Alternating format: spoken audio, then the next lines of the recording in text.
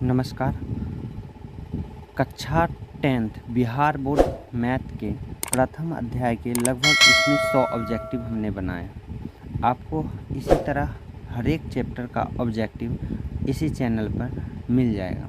आप डिस्क्रिप्शन में जाकर हमारे टेलीग्राम ग्रुप को ज्वाइन करके सारे ऑब्जेक्टिव या सारे चैप्टर का ऑब्जेक्टिव PDF में प्राप्त कर सकते हैं। चलते हैं क्वेश्चन की ओर।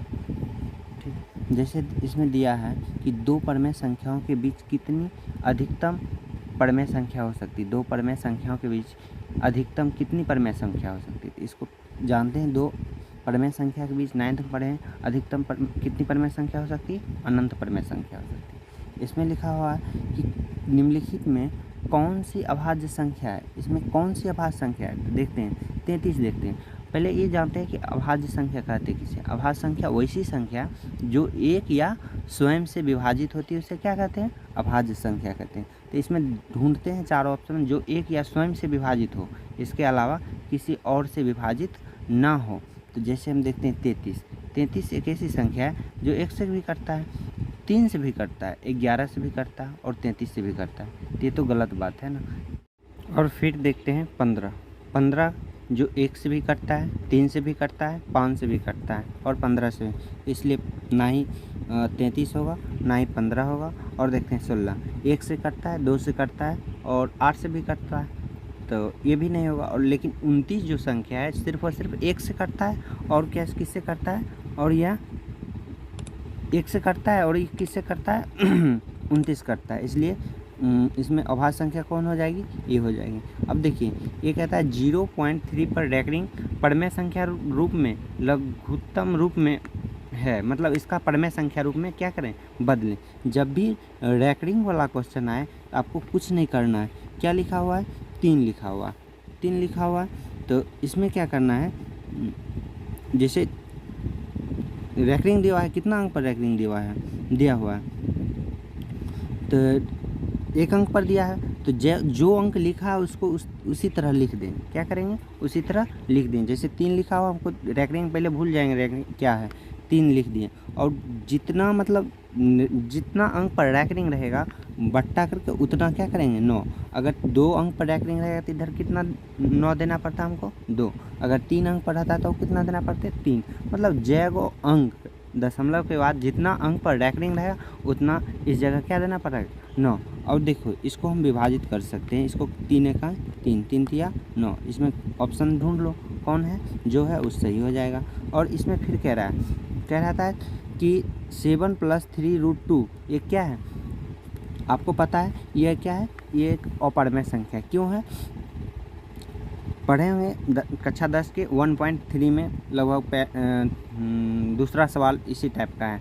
तो ये क्या कौन सी संख्या हो जाएगी, अपरमेय संख्या। और देखते हैं कहता है निम्न में से कौन सी परमेय संख्या है, परमेय संख्या। अब देख लो भैया, परमेय संख्या है ना, परमेय संख्या किसे कहते हैं, जो मतलब अगर रूट में है ना, रूट से बाहर निकल जाए, यानी उसको क्या कहेंगे, परमेय संख्या। जो रूट से बाहर नहीं निकल पाएगा उसको क्या है, अपरमेय संख्या। जैसे देखो इसमें रूट से बाहर निकल पाएगा 5, नहीं निकल पाएगा, इसलिए क्या होगा, अपरमेय संख्या। ये भी नहीं निकल पाएगा, ये भी नहीं निकल पाएगा, लेकिन ये क्या हो सकता है, निकल सकता है। 4 चौको 16, 4 और 4 को गुना करेंगे क्या करेंगे, 16 आ सकता है, तो ये हमारा क्या हो जाएगा, राइट आंसर हो जाएगा। और चलते हैं आगे, कहता है कि 5, 15 और 20 के लौसा और मौसा का अनुपात क्या होगा। पहले क्या करते हैं, 5, 15 और 20 का लघुत्तम समावर्तक निकालते हैं। आपको लघुत्तम समावर्तक निकालने के लिए आता होगा। कहता है 5, 15 और 20 का लघुत्तम समावर्तक निकाल। लघुत्तम समावर्तक जैसे हम 5 लगाएंगे, 5 1 5, 5 तिया 15 और 5 चौको 20। अब किसी संख्या से क्या होगी, विभाजित नहीं होगी, तो इसको क्या कहते हैं, 5 × 3 × 4 लिख सकते हैं।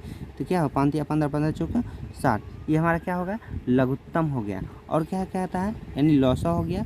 और मौसा कहता है, मौसा निकालने के लिए आता है, तो 5, 15 और क्या है 20 का मौसा निकालेंगे। तो मौसा आपको पता है, निकालने के लिए क्या करेंगे, इसको लिख सकते हैं 1 या 5 से विभाजित होगी, 1 या 3 या 5 से विभाजित होगी, और 1 या 2 या 5 या 4 से भी होगी, 5 और किससे होगी, 10 और 20 से। तो इस तीनों में जो संख्या कॉमन है ना, वही संख्या हमारा क्या हो जाएगा, मौसा हो जाएगा। जैसे हम इसमें 5, इसमें भी 5, सॉरी ये भी 5, तीनों संख्या कॉमन है, हमारा क्या हो जाएगा 5 मौसा हो जाएगा। और इसमें क्या कह रहा है, कह रहा है कि कहाँ गया क्वेश्चन, इसमें कह रहा है कि यहाँ है कि अनुपात क्या होगा। अनुपात पता है, कहता है लॉसो और मौसो। तो लॉसो कितना है, पहले 60 आया, और मौसो कितना है, मौसो कितना है 5 आया। इसका अनुपात, ये अनुपात का सिंबल है, इसका अनुपात क्या है, ये संख्या छोटी सी हो सकती है और छोटा हो सकता है। 5 काटेंगे 5 गए 5, और 5 काटेंगे कितना बन गया 12 पंचे 60 होगा, यानी 12 अनुपात कितना है 1। अब ढूंढते हैं 12 अनुपात कहीं 1 है, डी ऑप्शन। तो ऑप्शन क्या हो जाएगा हमारा, डी हो जाएगा। और इसमें देखते हैं, कहता है किसी पूर्णांक m के लिए सम संख्या का रूप है। अब इसमें ना सम संख्या ढूंढना है, इसमें सम संख्या कौन है। तो क्या करेंगे, m की जगह ना पहले 1 2 3 m का मान पुट करके देखते हैं कि मतलब सम संख्या आता है। सम संख्या वैसी संख्या जो 2 से पूर्णतः क्या हो विभाजित हो जाए, सम संख्या उसी कहते हैं। तो m की जगह अगर 1 रखते हैं तो 1 में 2 जोड़ेंगे तो कितना हो जाएगा 3 होगा। m की जगह 2 रख कर देखो, 2 में 2 जोड़ेंगे 4 हो जाएगा। m की जगह 3 रखो, 3 2 5 हो जाएगा। कभी मतलब 3 आता है, कभी 4 आता है, कभी 5, यानी कभी सम आता है, कभी विषम आता है। तो इसलिए ये तो नहीं हो सकता, इसको काटो, इसको देखते हैं। तो m की जगह 1 रखो, 2 गुने 1 तो 2, और 2 में 1 जोड़ो तो 2 1 3। तो ये भी सम नहीं आया, ये भी गलती है। इसके जगह m की जगह पहले 1 रखो, 2 1 2। अगर m की जगह 1 रखते हैं तो 2 1 2, तो ये क्या हो जाएगा सम तो हो सकता है। 2 रखो, 2 दूनी 4, ये भी सम हो जाए। 3 रखो, 2 तिया 6, ये भी सम हो जाए।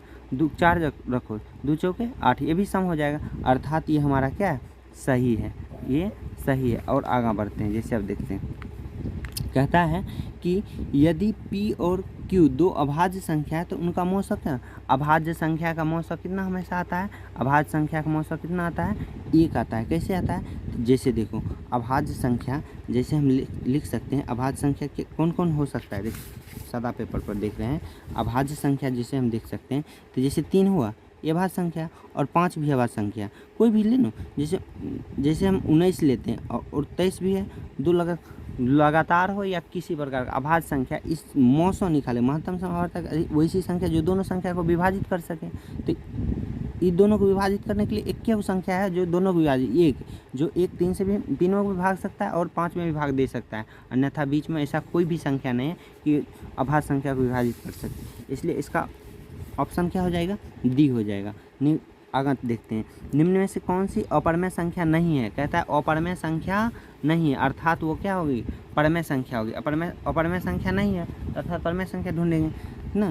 तो कहता है कि परमेय संख्या, ये तो अपरमेय संख्या है, और ये भी वही है, ये भी वही है। लेकिन 121 जो है ना अपरमेय संख्या नहीं, ये परमेय संख्या। कैसे है, 121 को अगर हम रूट से बाहर करेंगे तो 11 गुने 11 होता है। 11 के 11 बार पढ़ेंगे तो क्या होता है 121, और 2 जोड़ा मिल गया तो एगो क्या करेंगे बाहर निकाले, अर्थात ये 11 हमारा क्या रूट से बाहर हो गया, तो अर्थात ये क्या होगी परमेय संख्या होगी, और बाकी सब क्या अपरमेय संख्या है।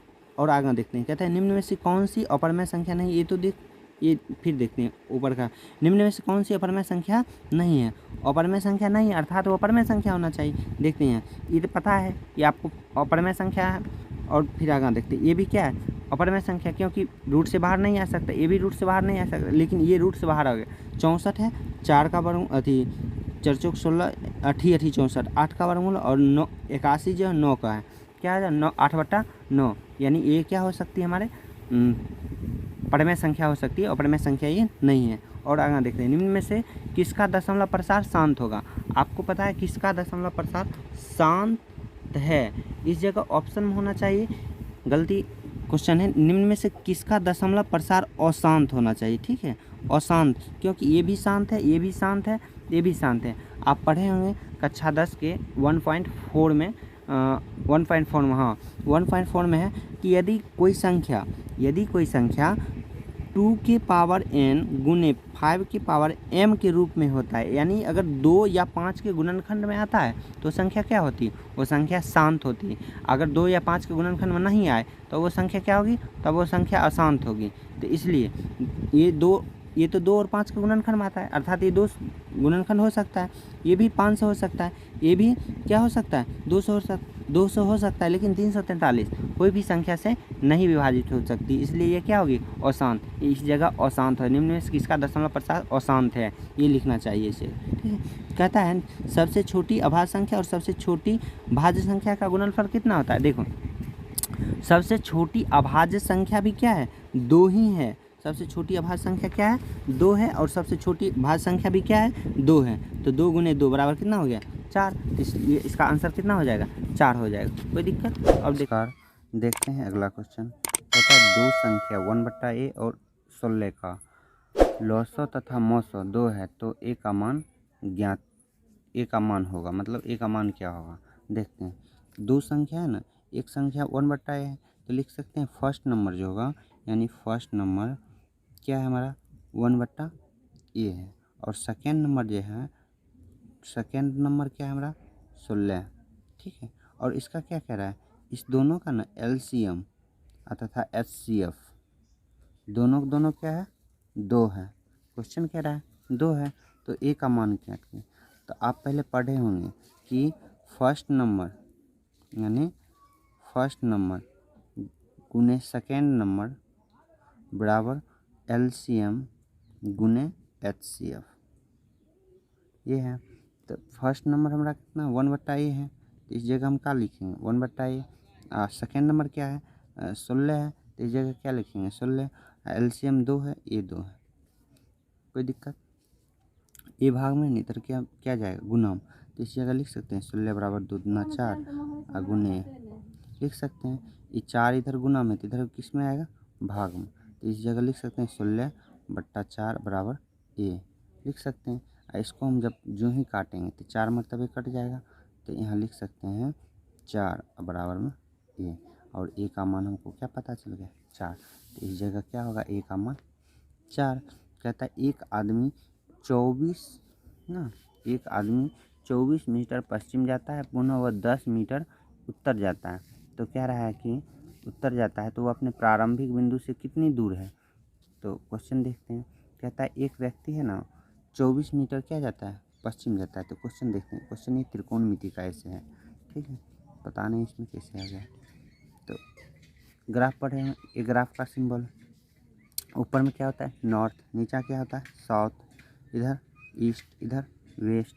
अब क्या कहता है 24 मीटर पश्चिम जाता है, इस जगह से 24 मीटर पश्चिम भगाओ, उसको पश्चिम भगाएंगे तो इधर पश्चिम गया, पश्चिम कितना मीटर गया, 24 मीटर। यहाँ से 24 प्रारंभिक बिंदु मान लेते हैं, यहाँ से चलना प्रारंभ किया, ये 24 मीटर गया। उसके बाद कहता है 10 मीटर कहाँ जाता है, उत्तर जाता है, 10 मीटर उसको उत्तर भगाओ, 10 मीटर उत्तर भगाया, ठीक है। अब ये कह रहा है कि मतलब कितना मीटर जो है प्रारंभिक बिंदु से कितनी दूर है, यहाँ से प्रारंभिक बिंदु है और यहाँ से इतना, इसकी दूरी क्या होगा, ठीक है, ये निकालना। तो इसको निकालने के लिए आपको त्रिकोणमिति दिखा है, ये आधार पता चल गया, और क्या पता चल गया, पी पता चल गया, एच नहीं पता चल सकता है। तो देखो एच बराबर फार्मूला पढ़े होंगे, एच बराबर जो फार्मूला होता है रूट अंडर p² प्लस में b², यही ना होता है। अब देखो यही होता है। तो यहाँ पर p कितना है, 24 है, 24 का स्क्वायर प्लस में 10 का स्क्वायर। इस 24 का स्क्वायर आप पढ़े हैं कितना होता है, 576, 10 का 100 होगा। अब इस दोनों को ऐड करते हैं, क्या होगा, ऐड करने पर इस जगह हो जाएगा 676। 676 किसका वर्गमूल है, यानी 24 का। हमारा आंसर कितना आ गया, 24। इसमें आंसर जो आएगा ये कितना आएगा, सॉरी 26, इसका वर्गमूल 24 नहीं आएगा, इसका 26 आएगा, ठीक है। इसका आंसर क्या आएगा, 26 आ जाएगा, 26 मीटर। कोई दिक्कत। अगला क्वेश्चन ये कहता है कि ये संख्या जो है ये क्या है, एक पूर्णांक संख्या है या परिमेय संख्या है, प्राकृतिक संख्या है और परिमेय संख्या है। ये क्या होगा, ये होगा परिमेय संख्या। अब कैसे होगा देखिए, इससे पहले पढ़े हैं हम कि जैसे 3 पर 2 5 इसको रैंकिंग पढ़ा जाता है ऊपर वाला को। ये आपको पता है, इसको इस तरह से लिख सकते हैं ना, इसको हम इस तरह से लिख सकते हैं 3 प्लस यानी 3 प्लस 2 5 पर रैंकिंग है, तो 2 5 अब जितना पर रैंकिंग उतना कितना लिख सकते हैं, 9। अब इसको भिन्न जोड़ करके आप बना सकते हैं, ठीक है। तो ये क्या निकल जाएगा, हमारा परिमेय संख्या निकल जाएगा, कोई दिक्कत नहीं। अब देखते हैं अगला क्वेश्चन पे। देखिए कहता है 6/15 का दशमलव प्रसार क्या होगा, क्या होगा, शांत होगा। कैसे होगा शांत, आपको पता है कोई भी संख्या अगर 2 की पावर n या 5 की पावर m के रूप में होता है तो ये क्या होता है, शांत होता है। तो इसका आंसर क्या होगा, शांत होगा। निम्न में से कौन सी अभाज्य संख्या है, अभाज्य संख्या इससे पहले बढ़िया से पता है, चुनो इसमें से अभाज्य संख्या क्या होगा, तो क्या होगा 11 होगा। कहता है निम्न में से कौन सी अपरमेय संख्या, अपरमेय संख्या क्या है, अपरमेय संख्या, इसमें से अपरमेय संख्या चुनना है। तो अपरमेय संख्या है 3/5, ये क्या है, अपरमेय संख्या है। अब बाकी सब क्या है, परमेय संख्या। कैसे है, 6 36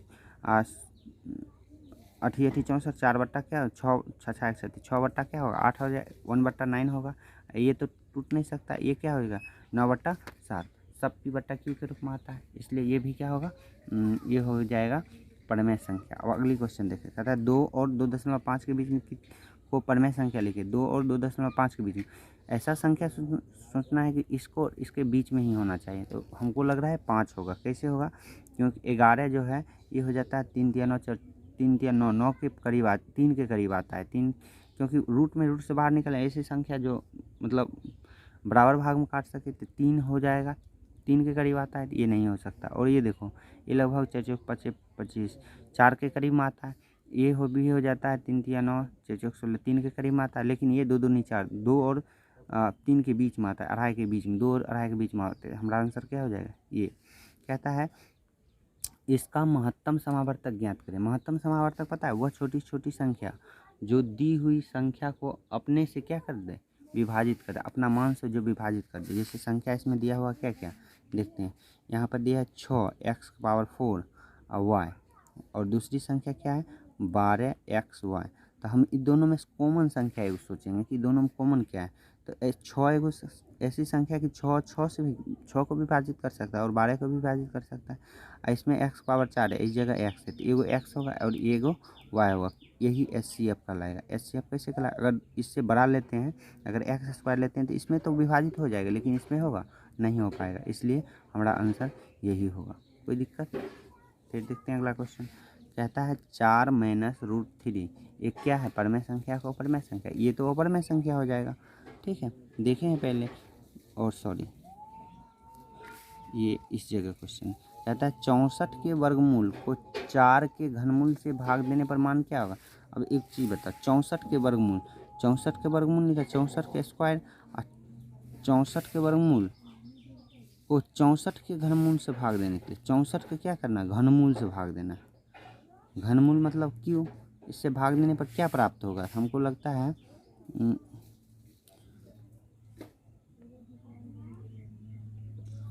इसको भाग दे के पता करिए, इसको भाग देकर क्या करना, पता करना है। ठीक है, अगली क्वेश्चन देखते हैं,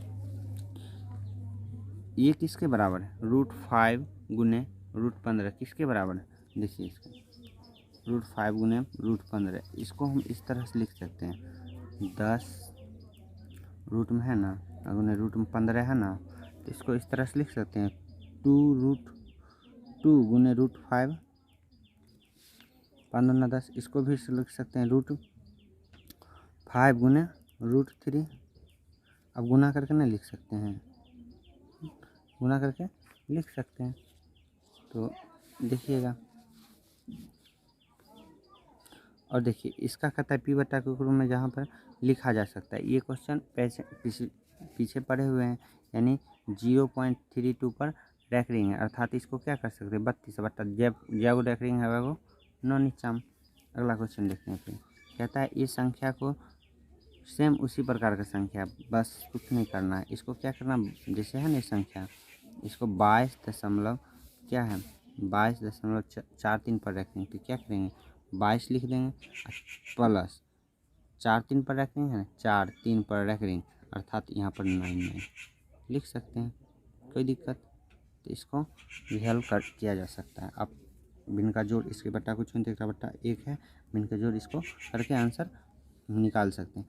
कहता है वह छोटी से छोटी पूर्ण वर्ग संख्या जो इतना और इतना इतना से विभाज्य हो।